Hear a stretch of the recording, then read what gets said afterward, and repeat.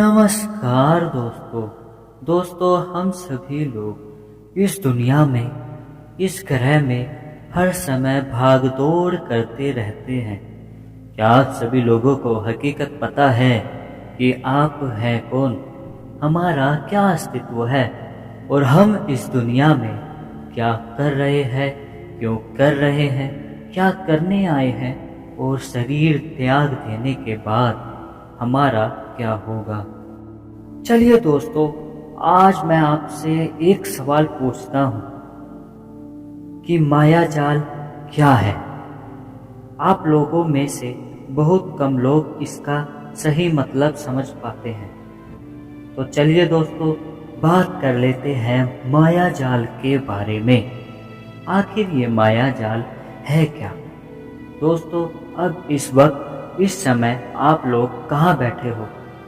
आप जहाँ कहीं भी बैठे हो, एक बार अपने लिए जोर से आंखें बंद कीजिए। आंखें बंद करके अपने अंदर के शरीर को या दिमाग को देखने की कोशिश कीजिए। जो दृश्य आपको नजर आ रहा है, कृपया करके हमें कमेंट में जरूर बताइएगा। अब अपनी आंखों को धीरे धीरे हल्के से खोलिए। आपको ना तो अपना दिमाग दिखा है, ना आपको आपका वास्तविक शरीर। यह इसलिए हुआ है क्योंकि हम सभी लोग एक काल्पनिक दुनिया में जी रहे हैं। जी हाँ दोस्तों, एक माया जाल से जुड़े हुए हैं, जहाँ हमारे दिमाग की, हमारे सोचने की क्षमता सीमित रखी गई है।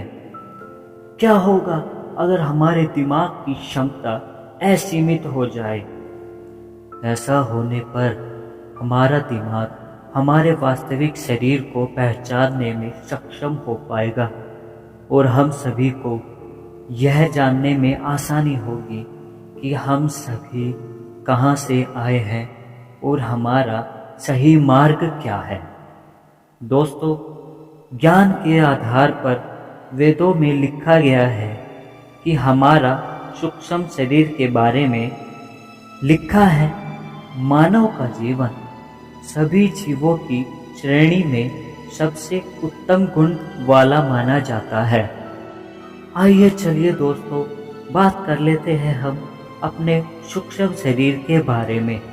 दोस्तों, जो हमारा भौतिक शरीर है उसे हम सभी देख सकते हैं, या यूँ कह लो कि अब इस वक्त आप देख रहे हैं। और दूसरी ओर जो हमारा सूक्ष्म शरीर है उसे हम देख नहीं सकते, पर महसूस हमेशा करते रहते हैं। दोस्तों, आज हम माने या ना माने, लेकिन हमारे मानने या ना मानने से सच्चाई को बदला नहीं जा सकता। दोस्तों, आत्मा शब्द का प्रयोग हम जिसके लिए करते हैं वह हमारा सूक्ष्म शरीर कहलाता है। सूक्ष्म शरीर हमारी चेतना का दूसरा रूप है और सोते समय अनजाने में इस सूक्ष्म शरीर की तरंगों का हम लोग अनुभव भी करते रहते हैं, जिन्हें हम सपन भी कह सकते हैं। और जागृत अवस्था में यानी जगे हुए रहकर सूक्ष्म शरीर का अनुभव ध्यान लगाकर भी कर सकते हैं। सूक्ष्म शरीर की यात्रा अंतराल और समय से परे है। सचेत अवस्था में अंतराल के अनुभवों के बाद हमें नए अंशों का ज्ञान मिलता है। दोस्तों, बात कर लेते हैं हमारे अस्तित्व की। दोस्तों, हम सभी ईश्वर का ही एक अंश हैं और हम ईश्वर के बिना अधूरे हैं। हमारा इस दुनिया में प्रथम कार्य है खुद को पहचानना।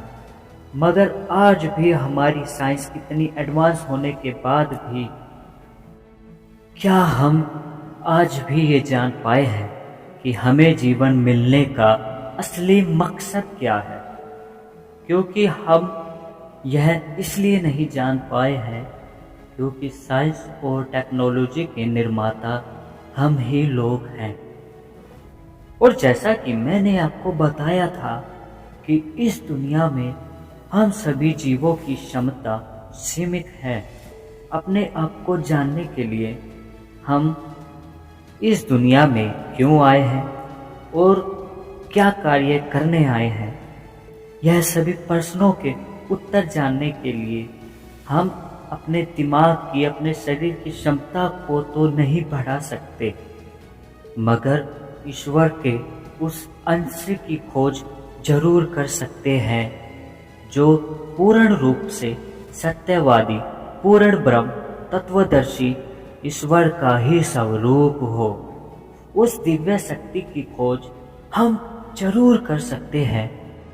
अगर आपके मन में चाह है सच्ची खुद की शक्तियों को पहचानने की, तो वेदों में, पुराणों में उस परमहंस परमेश्वर की खोज में निकल जाइए जो आपको आत्मा से परमात्मा के संगम का मार्गदर्शक कर सके।